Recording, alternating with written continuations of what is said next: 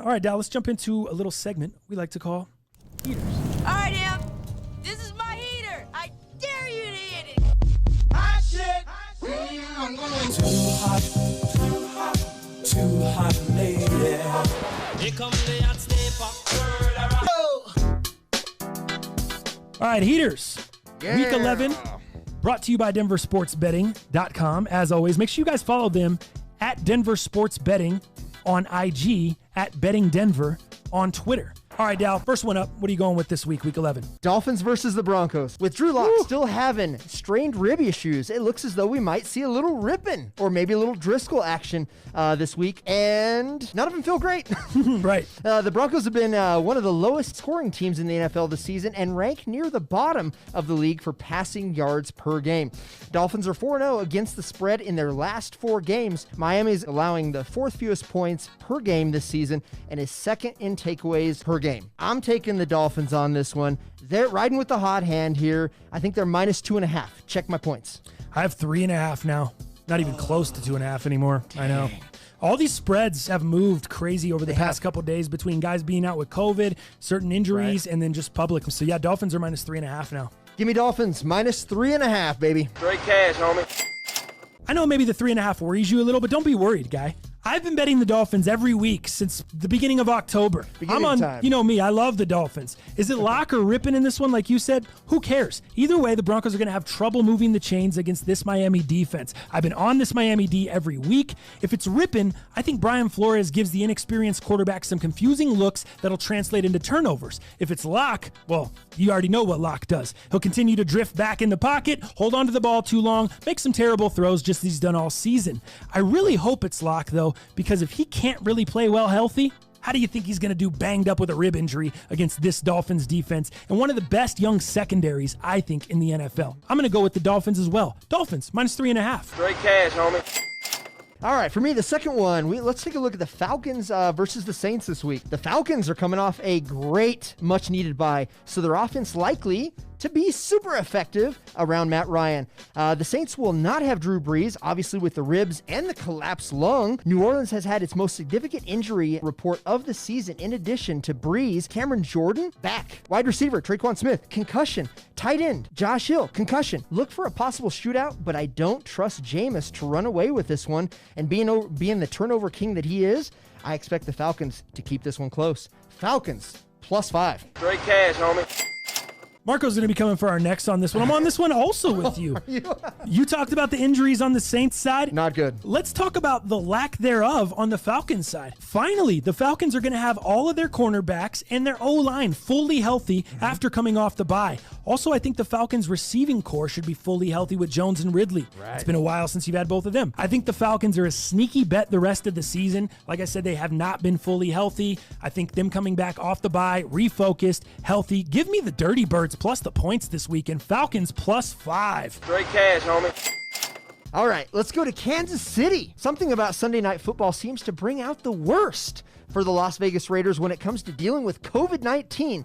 Let's take a look back at Tampa Bay when they cruised to a 45-20 victory when the game was supposed to be in prime time and was moved to 11 a.m. Now Las Vegas find itself in the midst of another COVID-19 outbreak heading into Sunday night. Check this out. Players that were put on the COVID-19 list as of Wednesday. Safety, Jonathan Abram. Defensive tackle, Malik Collins. Jonathan Hankins. Kendall Vickers. Defensive back, Isaiah Johnson. Defensive end, Arden Kay. And practice squad defensive end, David Irving. Dude, Reed is on an eye-popping 18-3 in regular season games after a bye during his 22 seasons as head coach, and will likely have a very focused team heading into Las Vegas after losing to the Raiders 40-32 in their first meeting on October 11th. Chiefs all day, minus 8, mark it down. Straight cash, homie. I already locked this one in on Monday night. I got the Chiefs at minus 6.5 on Monday night. The spread has now moved to Chiefs minus 8. Could be because of the 8 or 9 players out for the Raiders on the COVID list. And now they're not going to be out for the game unless they test negative throughout the week, but they're just not going to be able to practice with the Raiders. As the best team in the league, it's really hard to find motivation week to week because you know you're going to beat teams, but just to go out and dismantle teams like the Chiefs are capable of week in and week out, I think it's very hard to find that motivation. Like you said, they'll have no problem with the motivation this week, being beat by the Raiders doing victory laps, all that shit. I love Kansas City in a smash spot this week. I'm going Chiefs minus the points here. Straight cash, homie. Nice, man. Wow, we're on the same 3 so far. Let's continue. Shit. We may be a little different on this one, but man, I just absolutely hate the Eagles. So let's look at Eagles versus Browns. No. You know, To our Philly people in the chat. I know, I apologize, but I don't. We look at what happened with Philly last week. Giants, again. The Giants are that team. They are the winner in that division in such the worst division ever. I mean, let's not even talk about Dallas. Let's not talk about Washington Football Club, for God's sakes. So we know Cleveland wants to run the ball first. There's no doubt about it, especially with Nick Chubb coming back. We're looking at a two-headed monster up in this bitch. Chubb and fellow running back Kareem Hunt will look to exploit the Eagles' run defense that has yielded a league 7th worst 133 yards per game. There's going to be too much pressure on Wentz. They're going to pound the running game on this. Give me Cleveland all day, -3. Straight cash, homie. All right, Browns. You're on the Browns again. You had the Browns last week -3. They got you a push. Yeah. You're on them again this week. I'm not on the Browns. Cowboys at Vikings. This game this weekend, the spread seems just a little bit too high to me. I would have been fine with the Vikings minus the spread a couple weeks ago, but that was when the Cowboys were banged up, had a ton of injuries. Dallas is much healthier now. They'll have Andy Dalton back under center this week, and the Cowboys will have a fully healthy linebacking core, and that should help slow down Dalvin Cook. Dallas has only had its linebackers fully healthy for one game this season, and that was the game against Pittsburgh before the bye. What happened? They played Pittsburgh very tough. A lot of people thought they had a chance to win that game at the end. I love the line value we're getting on the Cowboys here. I'm also a fan of fading the Vikings on short rest. They just endured a grueling defensive struggle Monday night against a divisional rival in the Bears, and now they're huge favorites over a team that they'll probably take for granted. I just can't see the Vikings having the same intensity in this matchup. I'm rolling with 2-7 Dallas and the Tutty. Cowboys +7. Straight cash, homie. All right, sounds like we're going to have 5 on this bitch. I'm going against you. I'm going to take the Vikings this week. I love the -7 here.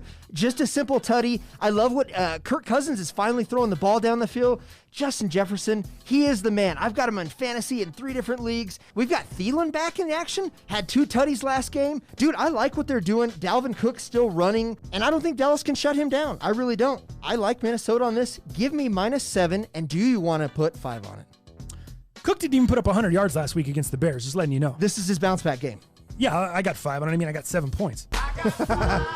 This is the bounce back game for Dalvin Cook. Who have the Vikings beat by 7 that have been any good? Nobody. He took a break last week. And guess what? The Cowboys are not good. They're off a bye with getting healthy. Doesn't matter. They're They're not 5. good. We got 5. What? Just because you got the red Let rifle your money back? talk. Let your money talk. We got 5. I don't need to say anything more. We got red rifle back. This is great. We got 5. And we got a touchdown. We're fine.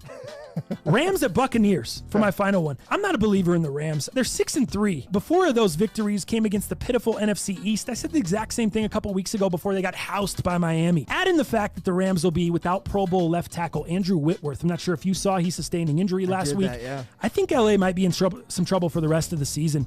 The Rams have a really good secondary, and I think Jalen Ramsey can shut down any receiver in the league as he did with DK Metcalf the other week. Metcalf didn't do shit, but here's the problem. The Bucs don't have just DK Metcalf. They've got Mike Evans, Chris Godwin, and Antonio Brown. Pick one. You can shut one of them down. That's fine. Brady will find the other guys. Not to mention, they still have Gronk.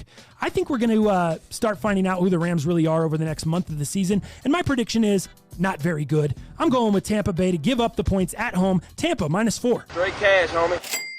Dallas is on the Dolphins -3.5 with me. Falcons +5. I'm on that one as well. Chiefs -8. I'm on that one as well. And then he's on the Browns -3. And then he's against me with the Vikings -7. And I got the Cowboys +7. So there we are. Week 11 heaters brought to you by the homies at DenverSportsBetting.com.